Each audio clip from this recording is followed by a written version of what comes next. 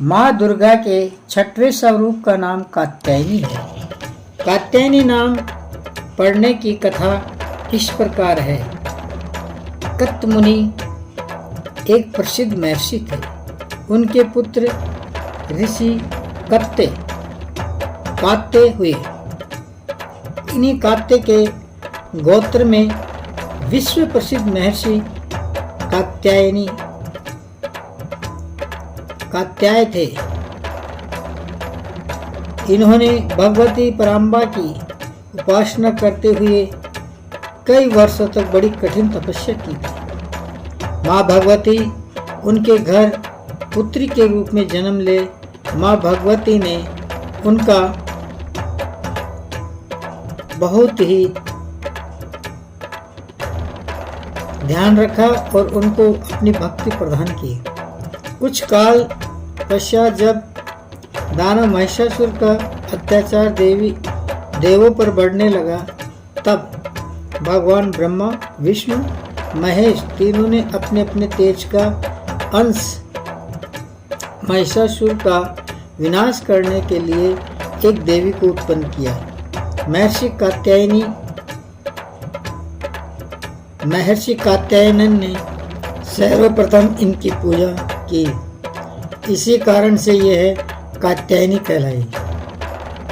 ऐसी भी कथा मिलती है कि ये महर्षि कात्यायन के वहाँ पुत्री रूप से उत्पन्न भी हुई थी और अश्विन कृष्ण चतुर्दशी को जन्म लेकर शुक्ल सप्तमी, अष्टमी तथा नवमी तक 3 दिन इन्होंने कात्यायन ऋषि की पूजा ग्रहण कर दशमी को महिषासुर का वध किया था। माँ कात्यायनी अमोघ फलदायिनी है। भगवान कृष्ण को पति रूप में पाने के लिए ब्रज की गोपियों ने इन्हीं की पूजा कालिंदी यमुना के तट पर की थी। ये ब्रह्मा ब्रजमंडल की अधिदात्री देवी के रूप में प्रतिष्ठित है। इनका स्वरूप अत्यंत ही भव्य और दिव्य है। इनका वर्ण स्वर्ण के समान चमकीला और भास्वर है। इनकी 4 भुजाएं हैं। माताजी का दाहिनी तरफ का ऊपर वाला हाथ अभय मुद्रा में है तथा नीचे वाला वर मुद्रा में है। बाएं तरफ के ऊपर वाले हाथ में तलवार और नीचे वाले हाथ में कमल पुष्प सुशोभित है। इनका महान सिंह है। दुर्गा पूजा के 6वें दिन इनके स्वरूप की उपासना की जाती है। उस दिन साधक का मन आज्ञा चक्र में स्थित होता है। योग साधना में इस आज्ञा चक्र का अत्यंत महत्वपूर्ण स्थान है। इस चक्र में स्थित मन वाला साधक माँ कात्यायनी के चरणों में अपना सर्वस्व निवेदित कर देता है। परिपूर्ण आत्मदान करने वाले ऐसे भक्त को सहज भाव से माँ कात्यायनी के दर्शन प्राप्त हो जाते हैं।